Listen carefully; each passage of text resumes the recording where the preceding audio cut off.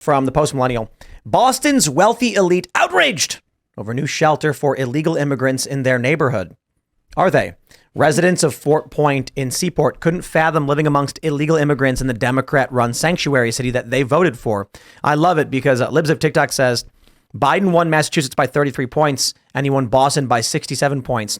Democrats turned Boston into a sanctuary city, and now the people who voted for it are like, why is this happening to me? And I'm just like, it feels really good.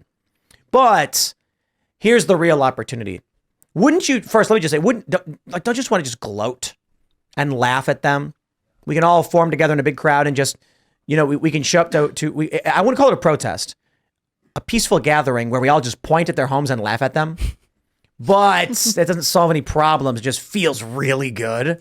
And so it probably makes more sense is to ask them to not vote for Donald Trump and be like, well, at the very least, if you vote for Trump, he'll make these people go away. Mm-hmm. And vote for a new mayor, right? Like Boston has an extremely progressive mayor. She was the one who sent out the Christmas party where she's like, just no white people. Like it is something that is within their power to fix because it's a problem they have created. That's the beauty of having elections and having term limited people who have to be rejudged by the constituents that technically are the ones who elect them.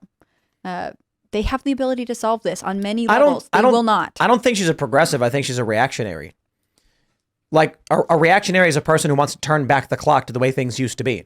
So if there's a woman who's like, I want racial segregation, I'm like, yeah, that's how it used to be for the majority of human history. So she's a reactionary. And then it's funny because the left likes to call people on the right reactionary. And I'm like, I don't know, like conservatives have actually come together with traditional liberals and have compromised on a lot of things. And it's actually the left that wants to turn back the clock on civil rights and return this country back to a time before civil rights existed. So, they're the reactionaries. But I don't know. Sorry, I'm chewing a Starburst because I need to throw paper at our producer. So all that leap day candy. Mm-hmm. Oh, look, really these paper cranes are going to make themselves, So I don't want to talk in the mic too much, but I know Ian was really happy to see these people suffer. Which ones? The people in Boston who voted for Democrats and then got what they asked for. That's because that's how I feel. I feel that way. Like I just want to gloat. Like these people were fine with the revolution. They advanced its causes until it came for them. So I don't feel bad for them at all. I don't have any sympathy for these people. They've gotten what they deserved. But they can vote for Trump now, right? So it's yeah, they're, they have a way out. Forgiveness is real. Yeah, they have a second chance. I doubt they'll take it. I hope that I'm proven wrong, but I think we should continue to bus illegals to Boston. This is what they've been voting for and telling rural America to do. But we're not doing it. Biden's doing it. Yeah. So it's funny because when the story comes out that, like Abbott and DeSantis are shipping illegal immigrants to these places, like that was true for like Martha's Vineyard. Mm-hmm. But the majority of what's going on was the federal government doing it. That's one of the reasons there were complaints. And I had said this back then, like, yeah, it may be funny they're doing it and there's some political benefit to it. But all they're doing is helping Joe Biden facilitate illegal immigration into this country. They're doing something Joe Biden is already doing. In fact, Joe Biden is doing it secretly. I mean, do you remember all the reports of him flying migrants in the middle of the night Children. to White Plains, New York, which is just like a very small airport? It's something that when Republicans do it, they're mad about it. But when it's happening in front of their faces, in fact, when they're being deceived, when the president's not telling them openly they're doing it, they're saying, well, illegal immigration is not that big of a deal. It happens somewhere else, especially Boston, right? Boston is so far from Texas. It's easy for them to offer to be a sanctuary city because they think ultimately they won't pay the cost that the border towns do. I think we should put the illegal immigrants in their houses. Yes, I think so too. I mean, it doesn't really violate the Third Amendment, right? They're not American citizens. Mm-hmm. Well, one of the things that I read about the shelter crisis in Massachusetts or in Boston is that it's displacing people who are, homeless or like women and children who need domestic violence shelters that the state offers. And so they're filling up. They're saying, you can't come here because these people who are here illegally, who don't pay into the system, who are committing a crime by being here, need the space more than you.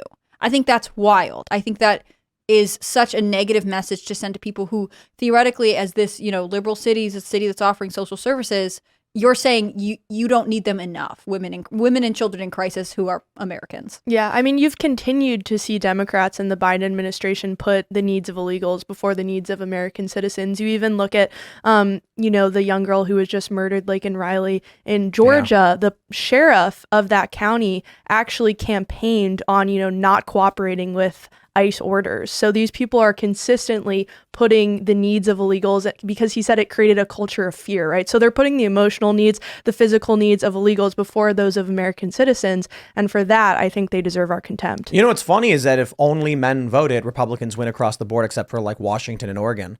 And if women vote across the board, the whole country is Democrat.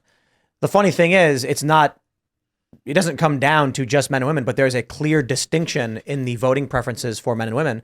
And perhaps it really does come down to object versus subject. In this instance, they're very emotional.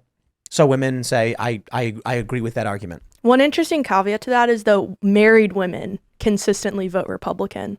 So I think the more you can incentivize people culturally, financially, perhaps with tax cuts, things like that, to get married, the better off we're going to be as a country. Yes, but it's probably the other way around, that women who vote conservative are more likely to get married. Perhaps. I think there's a relationship between both, but I do think that marriage is a stabilizing force, and that it would be good as a country if we valued people creating family units, small portions of community to rely on each other and build stronger and better citizens. Well, of course, marriage was a artifact of the patriarchy, and once the marriage, love the patriarchy. Once It's the marriage great. is complete, the women are totally subjugated by the man and must vote as he demands. And so the man wants her to vote Republican, she does. As God intended, Yeah. Sounds like Mormonism.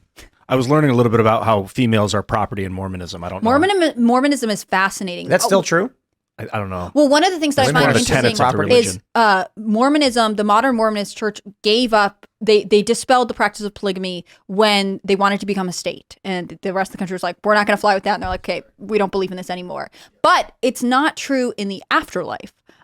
In the afterlife, or in their version of like heaven and everything, men can still have multiple wives, even in the traditional church. It's one of the things I wanted to ask the Angel Studio guys about, because they're Mormon, and I always find because they're LDS. I apologize. I'm throwing out slurs over here. That's different?